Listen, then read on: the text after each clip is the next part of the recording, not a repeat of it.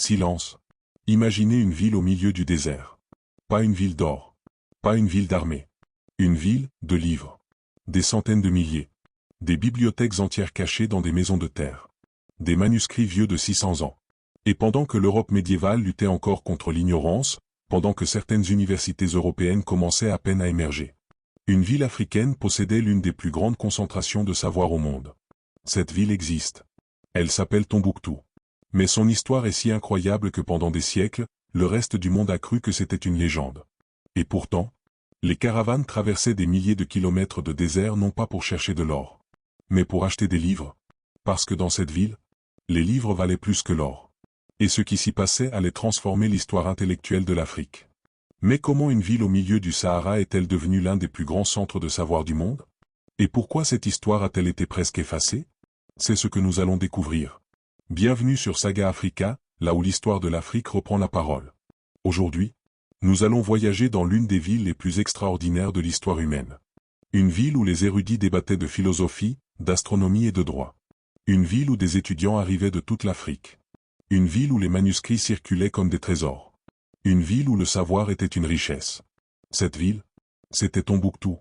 Une ville née du désert. Pour comprendre cette histoire, il faut remonter plusieurs siècles en arrière. Nous sommes au XIIe siècle. Le Sahara est déjà l'une des routes commerciales les plus importantes du monde.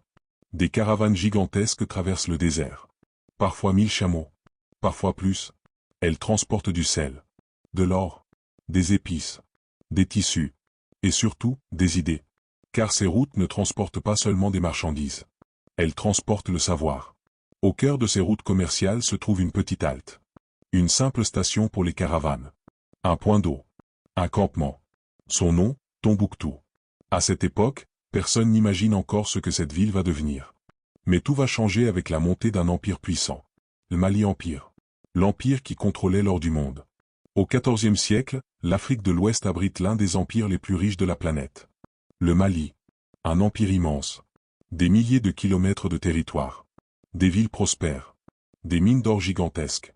À cette époque, l'Afrique de l'Ouest produit près de la moitié de l'or mondial. Oui, la moitié. Et au sommet de cet empire se trouve un empereur dont la richesse deviendra légendaire. Mansa Musa. Un homme si riche que son célèbre pèlerinage à la Mecque bouleversera l'économie mondiale. Mais ce que beaucoup ignorent, c'est que Mansa Musa ne voulait pas seulement construire un empire riche. Il voulait construire un empire de savoir. Et pour cela, il choisit une ville. Une ville stratégique. Une ville située au carrefour du commerce. Tombouctou. La naissance d'une capitale intellectuelle. Lorsque Mansa Musa revient de son pèlerinage au XIVe siècle, il ramène avec lui des architectes, des érudits et des enseignants. Parmi eux se trouve un architecte andalou célèbre. Abu Ishaq al-Saïli. Sa mission est claire. Transformer Tombouctou en une grande ville de culture et de savoir. Des mosquées sont construites. Des écoles apparaissent. Des bibliothèques commencent à se remplir. Mais surtout, une institution va devenir le cœur intellectuel de la ville. L'université de Sankore Madrasa. L'université qui rivalisait avec l'Europe. À la même époque, en Europe, des universités célèbres commencent à émerger. Comme University of Oxford ou University of Bologna. Mais peu de gens savent qu'au même moment, au cœur du Sahara, une université africaine attire des milliers d'étudiants. L'université de Sankore Madrasa. Certains historiens estiment qu'elle accueillait jusqu'à 25 000 étudiants. Dans une ville qui comptait environ 100 000 habitants. Imaginez, une ville où un habitant sur 4 était étudiant. Des étudiants venus de tout le continent. Du Maroc, du Sénégal, du Niger, du Nigeria, et même du Moyen-Orient. Mais ce qui rendait cette université vraiment unique, ce n'était pas seulement l'enseignement. C'étaient les livres. Les livres valaient plus que l'or. À Tombouctou, les livres étaient des trésors. Ils étaient copiés à la main, par des scribes, sur du parchemin. Chaque manuscrit pouvait coûter une fortune. Et pourtant, les familles riches collectionnaient les livres comme des bijoux. Certaines maisons possédaient des bibliothèques privées entières. Des milliers de manuscrits. Des textes sur l'astronomie, les mathématiques, la médecine, la philosophie, le droit, la poésie, l'histoire. Oui, tout cela. Dans une ville du Sahara. Mais un homme allait devenir l'un des plus grands symboles de cette tradition intellectuelle. Un érudit dont le nom résonne encore aujourd'hui. Ahmad Baba al-Timbukti. Et son histoire va révéler au monde la véritable puissance intellectuelle de Tombouctou. Mais avant cela, La ville va atteindre un niveau de prospérité et de savoir que peu d'endroits sur Terre pouvaient égaler. Et c'est à ce moment précis que tout va basculer. Car une armée venue du Nord va menacer la ville du savoir. Et ce qui va arriver aux bibliothèques de Tombouctou va choquer l'histoire. Le savoir attire la richesse. Mais parfois, il attire aussi la convoitise. Au XVIe siècle, Tombouctou est devenue l'une des villes les plus célèbres du monde islamique. Les marchands en parlent dans les marchés du Caire. Les voyageurs racontent son histoire à Marrakech. Les érudits évoquent ses bibliothèques dans les universités du Moyen-Orient. Une ville du désert, remplie de livres. Mais derrière cette réputation se cache une réalité encore plus impressionnante. À cette époque, Tombouctou est l'un des centres intellectuels les plus actifs du monde. Des savants y écrivent chaque jour. Des étudiants copient des manuscrits. Des débats philosophiques durent des nuits entières. Et au cœur de cette vie intellectuelle se trouve une figure exceptionnelle. Ahmad Baba al-Timbukti, le savant de Tombouctou. Né en 1556, Ahmad Baba al-Timbukti grandit dans une famille d'érudits. Son père est enseignant. Son oncle possède une bibliothèque immense. Très jeune, il comprend que dans cette ville, la véritable richesse n'est pas l'or. C'est la connaissance. Il étudie le droit, la théologie, l'histoire et la littérature. Mais ce qui le rend célèbre, c'est sa capacité à écrire. Beaucoup écrire. À la fin de sa vie, il aura rédigé plus de 40 ouvrages. Des livres qui circulent dans toute l'Afrique du Nord. Mais ce n'est pas tout. Sa bibliothèque personnelle contient plus de 1600 manuscrits. Pour l'époque, c'est une collection gigantesque. Imaginez, au XVIe siècle, dans une ville du Sahara, un homme possède une bibliothèque plus grande que certaines institutions européennes. Et il n'est pas le seul. Des centaines de familles possèdent leur propre collection. Certaines bibliothèques contiennent des milliers de manuscrits. Et dans toute la ville, les livres circulent. On les copie. On les échange. On les vend. À Tombouctou, un manuscrit rare peut coûter plus cher qu'un sac d'or. Mais cette prospérité attire l'attention d'un royaume puissant. Un royaume situé au nord du Sahara. Le Morocco. Et son dirigeant voit dans cette ville une opportunité. Une opportunité de conquête. La convoitise d'un empire. À la fin du XVIe siècle, le sultan du Morocco cherche à contrôler les routes commerciales du Sahara. Son nom est Ahmad al-Mansour. Il sait que l'or d'Afrique de l'Ouest est la clé de la puissance économique. Mais il sait aussi autre chose. La ville de Tombouctou est l'une des portes du commerce saharien. Celui qui contrôle cette ville, contrôle les routes. Et donc, contrôle l'or. Mais conquérir une ville au cœur du désert n'est pas simple. Le Sahara est immense, hostile, mortel. Pourtant, le sultan prend une décision. Il envoie une armée. Une armée équipée d'une technologie que peu de royaumes africains possèdent à l'époque. Des armes à feu, des arquebuses, des canons. Et cette armée va traverser le Sahara. L'invasion qui va changer l'histoire. En 1591, l'armée marocaine atteint l'empire Songhai Empire, qui contrôle alors Tombouctou. Le choc est brutal. Les armées locales sont nombreuses. Mais elles n'ont pas d'armes à feu. Et lors de la bataille de Battle of Tonhibi, tout bascule. Les arquebuses marocaines changent le cours du combat. L'empire Songhai Empire s'effondre. Et bientôt, les soldats arrivent aux portes de Tombouctou. Pour la ville du savoir, le danger commence. Le choc dans la ville des livres. Lorsque les troupes entrent dans la ville, l'atmosphère change immédiatement. Les rues autrefois pleines d'étudiants deviennent silencieuses. Les enseignants ferment leurs écoles. Les familles cachent leurs manuscrits. Car tous comprennent une chose. Les livres peuvent disparaître. Et avec eux, des siècles de savoir. Dans certaines maisons, les bibliothèques sont démontées. Les manuscrits sont cachés dans des coffres. Enterrés. Ou confiés à des proches. Parce que les habitants savent que ces documents sont irremplaçables. Chaque manuscrit représente parfois des années de travail. Des générations de savoir. Mais malgré ces précautions, les autorités marocaines cherchent à contrôler les savants. Et très vite, elles s'intéressent à l'un d'eux en particulier. Ahmad Baba al-Timbukti. L'arrestation du plus grand savant de la ville. Pour les nouveaux dirigeants, les érudits sont dangereux. Parce qu'ils influencent la population. Parce qu'ils peuvent résister intellectuellement. Alors ils ciblent les figures importantes. Et parmi elles, Ahmad Baba al-Timbukti. Il est arrêté. Accusé d'avoir soutenu les dirigeants de l'empire Songhai Empire. Sa maison est fouillée. Ses manuscrits sont saisis. Pour un homme qui a consacré sa vie au livre, c'est une tragédie. Mais le pire est encore à venir. Car les autorités prennent une décision radicale.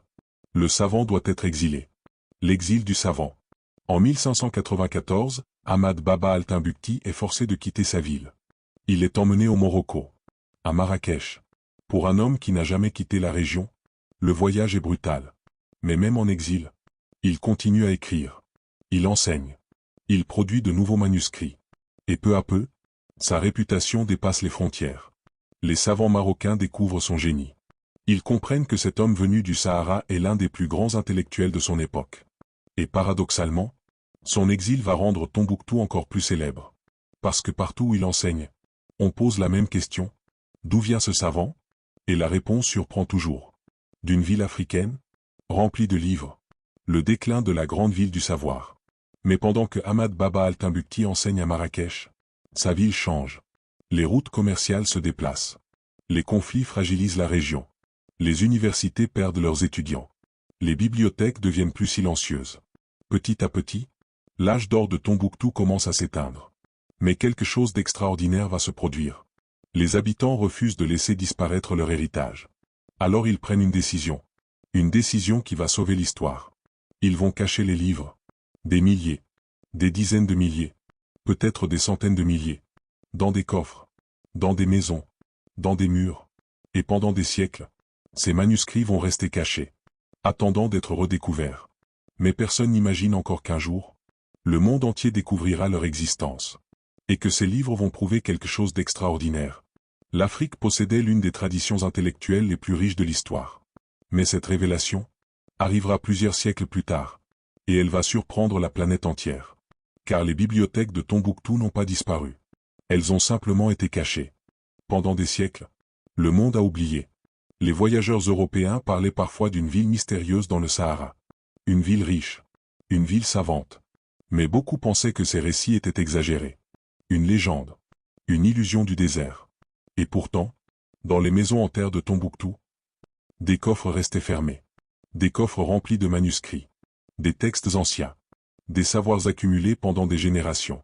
Parce que malgré les invasions, malgré le déclin de la ville, les familles avaient protégé quelque chose de précieux. Le savoir. Les bibliothèques secrètes. Lorsque l'influence politique de Tombouctou diminue après l'invasion marocaine, la ville perd peu à peu son statut de centre intellectuel mondial. Les grandes caravanes deviennent plus rares. Les universités se vident progressivement. Mais les livres, eux, ne disparaissent pas.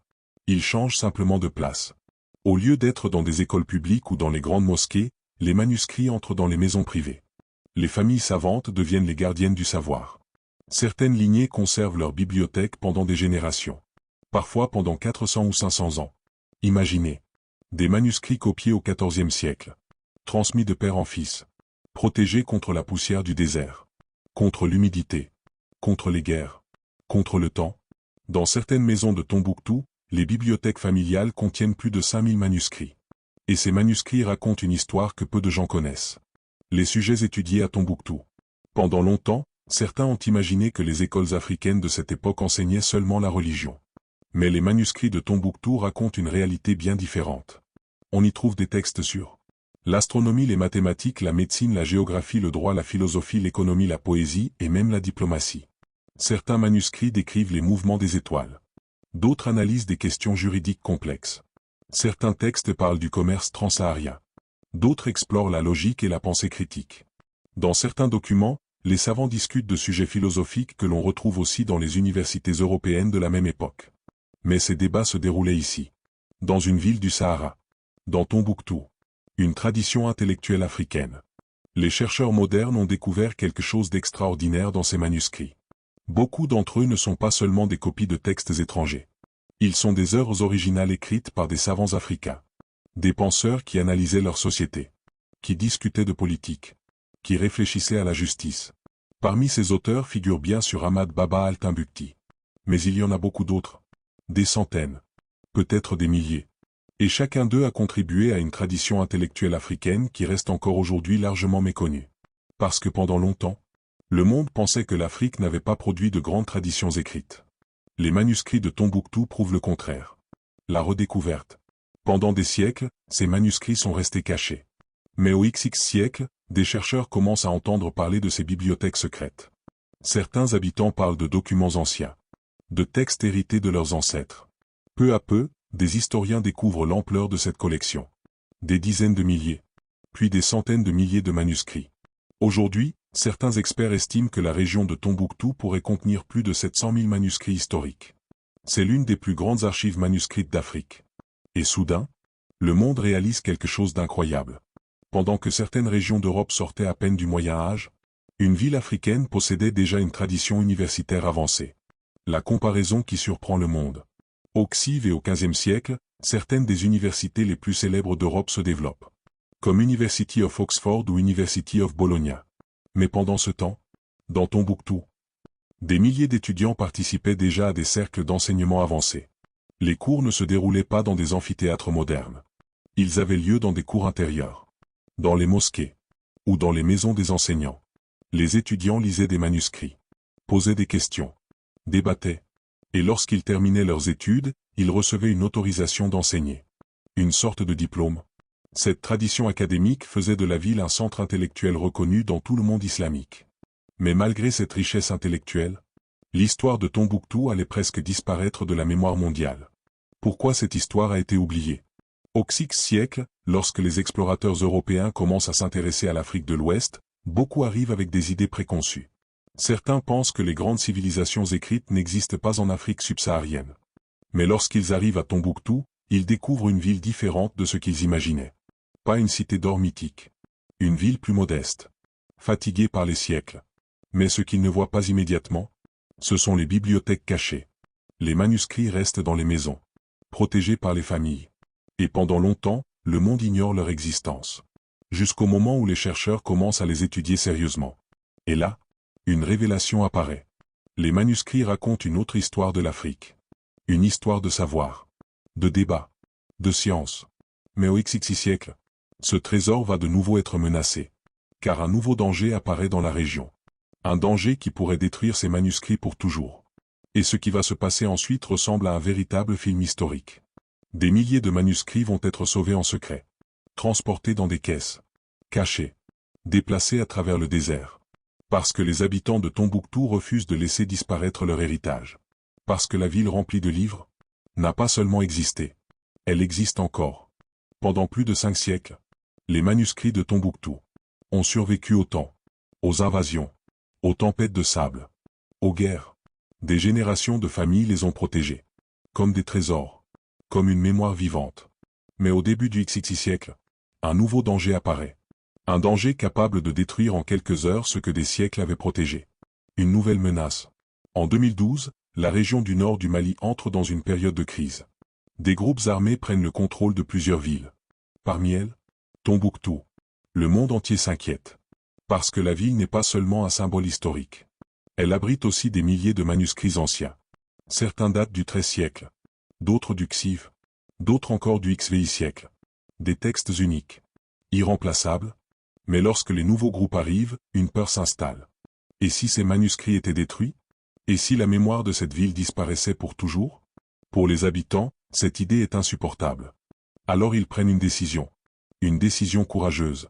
Ils vont sauver les manuscrits. L'opération secrète. Dans les rues de Tombouctou, un homme joue un rôle central dans cette mission. Son nom est Abdelkader Edara.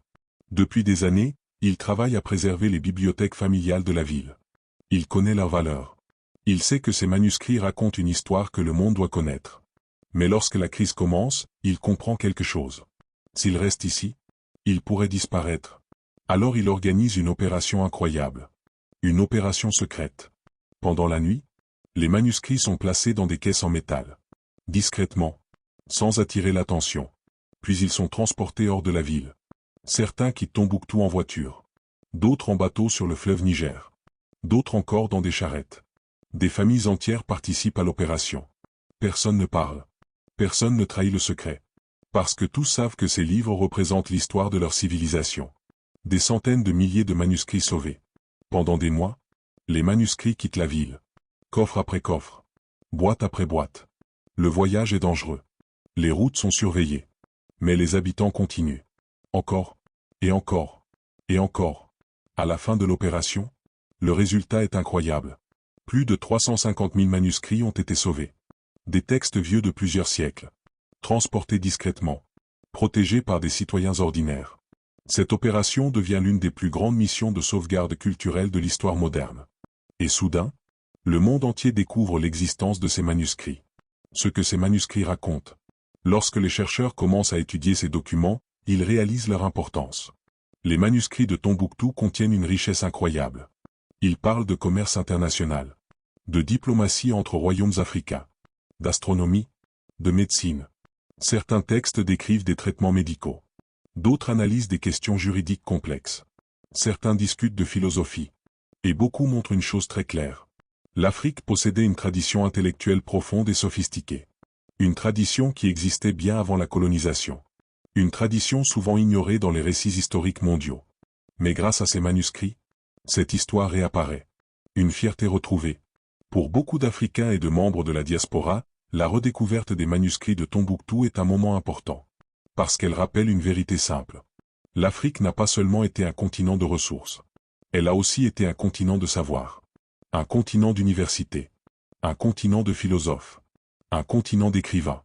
Des villes comme Tombouctou prouvent que l'histoire africaine est bien plus riche que ce que l'on a souvent raconté. Et aujourd'hui, de nombreux chercheurs travaillent à préserver ces manuscrits. À les restaurer. À les numériser. À les partager avec le monde. Parce que ces textes appartiennent non seulement à l'Afrique, mais à l'histoire de l'humanité. La leçon de cette histoire. L'histoire de Tombouctou nous apprend quelque chose d'essentiel. Les civilisations ne sont pas seulement construites par des armées ou des richesses. Elles sont construites par des idées, par des livres, par le savoir. Et pendant des siècles, au cœur du Sahara, une ville africaine a été l'un des phares intellectuels du monde. Une ville où les livres valaient plus que l'or. Une ville où les étudiants voyageaient des milliers de kilomètres pour apprendre. Une ville où les débats philosophiques animaient les nuits. Une ville qui prouve que l'histoire de l'Afrique est bien plus vaste que ce que l'on imagine. Mais cette histoire n'est qu'une des nombreuses sagas du continent. Car ailleurs en Afrique, d'autres empires ont marqué le monde. Des royaumes puissants. Des héros oubliés. Des histoires incroyables. Et certaines d'entre elles sont encore peu connues. Si cette histoire vous a surpris, dites-le nous en commentaire. Quelle partie de l'histoire de Tombouctou vous a le plus impressionné? Partagez cette vidéo avec quelqu'un qui pense que l'Afrique n'a pas d'histoire écrite. Et si vous aimez découvrir les grandes civilisations africaines, les héros oubliés et les empires légendaires, abonnez-vous à la chaîne Saga Africa. Parce qu'ici, nous racontons les histoires que le monde a trop longtemps ignorées. Et si vous êtes fiers de l'histoire africaine, écrivez en commentaire, l'Afrique raconte. À très bientôt pour une nouvelle histoire. Saga Africa, là où l'histoire de l'Afrique reprend la parole.